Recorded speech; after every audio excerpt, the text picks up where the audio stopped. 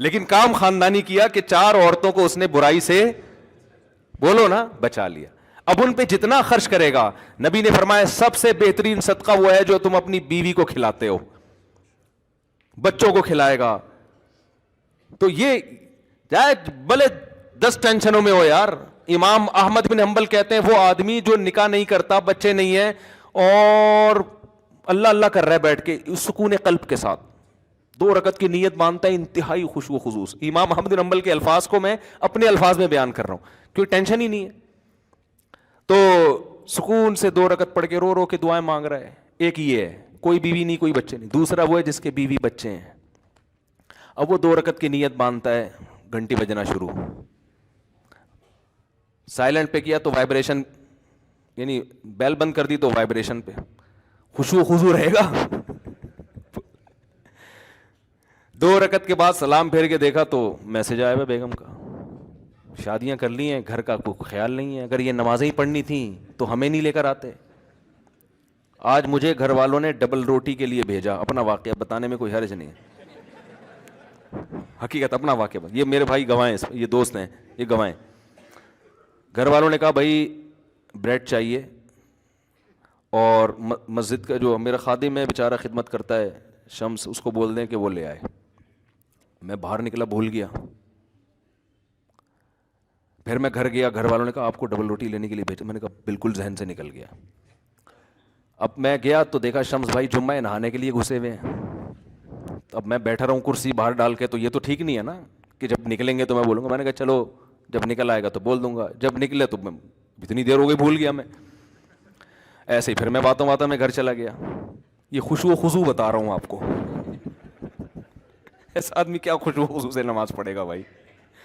اس condition میں خشوع و خضوع سے نماز پڑھ کے دکھاؤ, پھر وہ میں مانوں گا یہ خشوع و خضوع کی نماز ہے.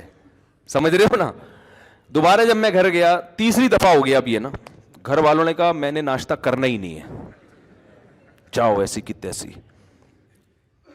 میں ایک دم اس میں آیا نا, میں نے کہا بھائی یہ تو یار میرے ساتھ بھی ایسا ہوتا تو ہمارے بھی. جب میں آیا چوتھی دفعہ نیچے آیا, جیسے ہی نیچے آیا تو یہ آپ کہاں سے تشریف لائے ہیں؟ ثوابی سے یہ بھائی آئے ہیں. ارے مفتی صاحب, وہاں سے ایک صاحب, ارے وہ جب آئے نا قریب میں بھول گیا.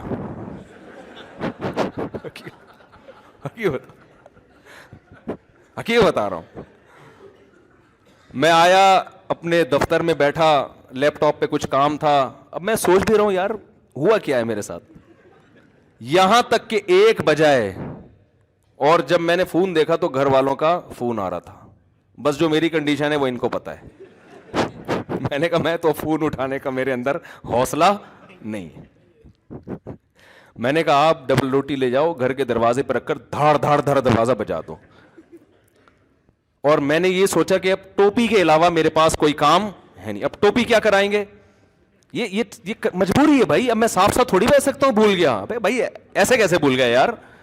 حالانکہ ہمارے گھر کا ایک سیٹ اپ بنا ہوا ہے, مہینے کا راشن آتا ہے, وہ سب سیٹ اپ بنا ہوا ہے. کبھی کبھار اس کی ترتیب ہٹتی ہے تو پھر ایڈجسٹ کرنا مشکل. گاڑی کا ایک ٹائر اگر زیادہ گھس جائے تو الائنمنٹ آؤٹ. اب الائنمنٹ صحیح کریں گے تو پھر وہ خراب ہو جائے گی. ٹائر نیا ڈالیں گے تو وہ پرانے والے زیادہ گھسے میں, یہ والا تو وہ ادھر سے, اب وہ ایڈجسٹ کرنے میں جب ترتیب آؤٹ ہوتی ہے نا.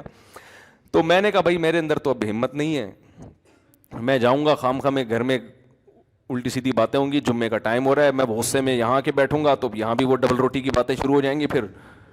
تو اب آپ ایسا کرو, دروازہ بجاؤ اور پتلی گلی سے نکل آؤ.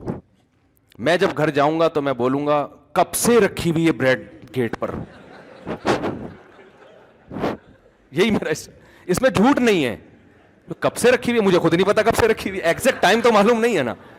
وہ بندہ دروازہ بجا رہا ہے یار, کب سے رکھی ہوئی ہے.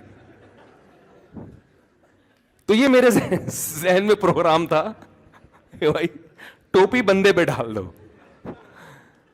تو آخر یعنی اگر اس میں ناکام ہو گیا تو کہیں گے اس نے, یہی چلتا ہے گھر اسی طرح چلتا ہے. ایسا نہیں ہوتا کہ میں بھول گیا تو میں پھر بھول گیا, تو میں پھر بھول گیا, تو پھر بھول گیا.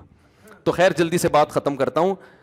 تو بس 2 رکعت امام احمد بن حنبل فرماتے ہیں کہ جس کے بال بچے ہوں وہ ان کی فکر میں ہو, ان کو کھلانے پلانے کی فکر میں ہو, ان کے ذمہ داری پوری کرنے کی فکر میں ہو, تو وہ اس کی 2 رکعت اللہ اس پہ ثواب اس کو زیادہ دے گا. تو کیونکہ وہ نیچر پہ چل رہا ہے نا, پادری پن تھوڑی ہے کہ جنگلوں میں نکل جاؤ بس اللہ اللہ کرو بیٹھ کے. تو اصل جو قرآن کے احکام ہے نا, جس میں وراثت کا حکم ہے, سود سے بچنے کا حکم ہے, بہنوں کو وراثت دینا, کسی کا مال ناحق نہ کھانا, جو کام آپ کے ذمے لگا ہے وہ دیانتداری سے ادا کریں. تو یہ کام مسلمان پہلے چونکہ کر رہا تھا تو ترقی کر رہا تھا, اب یہ کام مسلمان نے چھوڑ دیے ہیں.